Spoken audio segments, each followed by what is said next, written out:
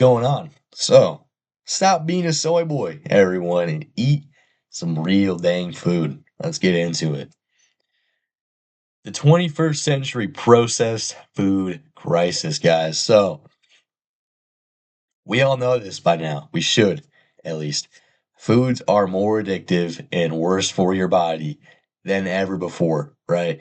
Artificial colors that are in so many foods, right? Almost all of the generic processed food that many people eat on a daily basis have these artificial colors and other terrible ingredients. But artificial colors have literally been shown to make you dumber and lower your IQ. So you gotta imagine, right? I mean, if artificial colors are doing that to your brain, right? Then what are they doing to the rest of your body, right? What are they doing to your digestive system, which is the thing that is digesting all this crap? What is it doing to your stomach, right? I guess it's a part of your digestive system, right? Your heart, your lungs, everything else, dude. It's so bad for you. Your skin, right, which is the biggest organ in your body. These are terrible, right? So we think about sugar being bad, and of course it is. Added sugar is literally a drug. We had to take into account all of the other BS that gets put in our food, right? And these ingredients are in almost all of the foods we consume. Let's not forget, like, especially if you're like an average guy, most, if not all, of the foods you consume are going to have artificial colors. And yeah, let's not forget about seed oils, soy, and a bunch of estrogenic products that we consume on a daily basis that worsen our hormonal profile, our testosterone, androgen receptor sensitivity, um, worsen our skin, our digestive system, right? It's not a surprise that things like colon cancer and skin cancer have gone up in recent years a lot.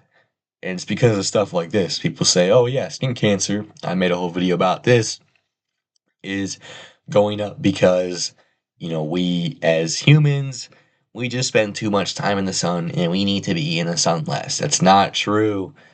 A lot of it is what we're eating, right? Because this food has been shown time and time again to worsen your skin and make it unhealthier. That's what's going to lead to skin cancer. Not spending too much time in the sun. In fact, that's probably going to improve your skin health, contrary to popular belief, guys. Don't fall for the BS like that. So, how do we fix this? All right, first we got little, I don't know, woke woman Wojak. I'm gonna change the world even though I'm not changing myself. A lot of people will complain. I feel like, a lot of people are like, oh man, like everything's so processed, like we need to fix this.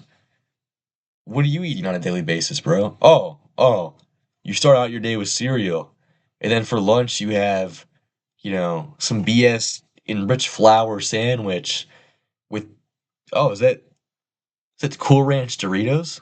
Oh my gosh. And then for dinner, oh my gosh, you're door dashing Wendy's. Unbelievable how these people will complain about like everything's so processed now. Guess I'm just gonna eat like Doritos and McDonald's. Right, so before you go and save the world and try and fix this processed food crisis, you need to fix yourself first. You need to change yourself internally first before you can go worry about the external, what's going on around you, right? First of all, get rid of any BS food in your house, right? And don't try and make an excuse like, oh, but my protein bars, like they have high protein. You know, and I know that's BS. Get rid of that. Get rid of all this crap. Oh, but I spent so much money on it. Like, honestly, dude, how much money did you really spend? Right? You're not throwing away 10 grand worth of food. And, if you want to, you can donate it to like a food drive or, something like that too. Or, what is it, like the soup kitchens, all that kind of stuff. You can just do that, right? If you want to put it to somewhat good use. And you can replace this food with single ingredient foods, right? Or close to it, right? I'm not saying every food needs to be single ingredient, right? For example, like if you're eating salted cashews, if it's like cashews, salt, maybe like peanut oil or something, okay, fair enough. That's not a big deal. What I'm really talking about is the ultra processed crap, the stuff that has all these BS ingredients. Your best bet is single ingredient food. So, for example, in eggs, the only ingredient in eggs is going to be eggs, right? Kind of logical, kind of makes sense. Um, in potatoes, the only ingredient in potatoes is potatoes, right? And so on and so forth, steak, fruits, etc. I would say that you should go, especially if you're really addicted to this stuff, you shouldn't wean yourself off of it. You shouldn't slowly cut everything off. You should actually try and go 1 to 6 months completely clean off of this processed food and then introduce 1 to 2 cheat meals weekly. So for me, I probably had like a couple months where I really didn't eat anything like bad because I really noticed this was probably like 2023 where I was trying to fix my diet, but I would just mess up every single day. So I was like, okay, this has got to be fixed. So I was still bulking and I still ate a lot of good food, but I just didn't eat any processed food for like 1 to 2 months. And then after that, now I have 1 to 2 cheat meals weekly. For example, I had two on like Saturday alone. It was the 4th of July, so I had like um I'm trying to think, man. So for breakfast, I had like some sugary oatmeal and some other crap. And then I didn't eat lunch because I was so full from breakfast. And then for dinner, actually, no. The breakfast, I guess I had three, bro. Whatever. But yeah, so it was the 4th of July. What are you gonna do about it? But usually I only have like 1 to 2, and really usually one weekly. So yeah, go cold turkey for like 1 to 6 months, and then you can start reintroducing stuff because you're so addicted to this crap, and this crap is so bad for you that you're not just gonna be able to slowly cut this stuff off. You're just gonna end up falling back into the cycle of eating crap food unless you can actually really control yourself, which I don't necessarily think you'll be able to do. Right? Most people can't unless you're like a David Goggins type figure, which in that case, okay, fair enough. And then some tips for adapting to this diet, right? So the best advice, like I said before, is to go cold turkey. These foods are way, way too addictive for you to be kind of weaning yourself off of and cutting out slowly but surely. It's problematic because, like I said, you're just going to end up falling back into the same cycle of, okay, I had one Oreo today.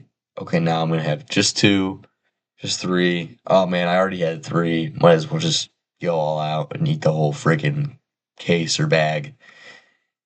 That's the issue that I ran into and that you'll probably run into as well. Also, cut out sodas as well. And use sparkling water in this case to actually wean yourself off.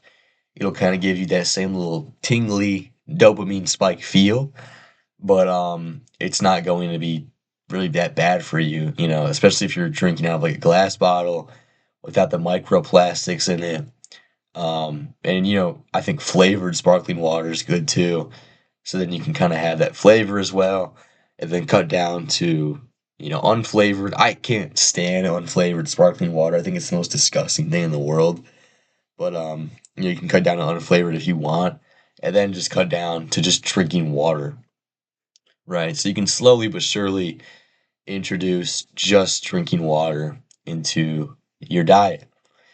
And then learn how to cook so you can make boring foods actually taste good. I mean, right here, this meal right here looks absolutely delectable, bro. And it's steak, eggs, and greens, right? Very generic. What you would consider kind of boring foods to eat. Maybe not steak, but it looks freaking insane. Like it makes me want to go downstairs and eat steak and eggs. right, on a wooden cutting board with avocados and honey, right? But no, so learn how to cook, right? You don't need to be Gordon Ramsay, but just learn how to season properly and make these boring foods actually taste good. And maybe kind of make a combo meal like this where you got steak, eggs, and greens, and it elevates the flavor of everything, right? They all play off of each other. And another piece of advice is to just not think about the diet so much, right? Don't be so stressed out about like, oh man, like I can't eat, junk food. Just kind of mindlessly go about it, and that's going to be really hard to do at first. But then after, I would say probably 3 to 4 weeks, those first 3 weeks are going to suck. And that's the same for anything like this. I would say the 3 week spot for me is always like those first three suck, and then afterwards I'm good. This is the same thing for diet, right? Learn how to adapt in those first 3 weeks, learn how to cook well. Right then after that, you should be chilling and just don't think about it too much within that first time period. And once again, hopefully you guys got something out of this. Hopefully you guys can apply some of these tips about, not eating crap food to your everyday life, right? To your diet. And even if your diet is relatively good, maybe you guys got something out of this video. Maybe you're struggling with drinking soda and you're thinking, okay, I think I'm just going to have sparkling water. That's going to be the move, and I'll cut that out, right? So even if you guys got one thing out of this, um, hopefully you can apply that and improve yourself. That's what I want out of all these videos, is educating you guys on how to improve, your health, your relationship with God, all that. But yeah, guys, as always, God bless.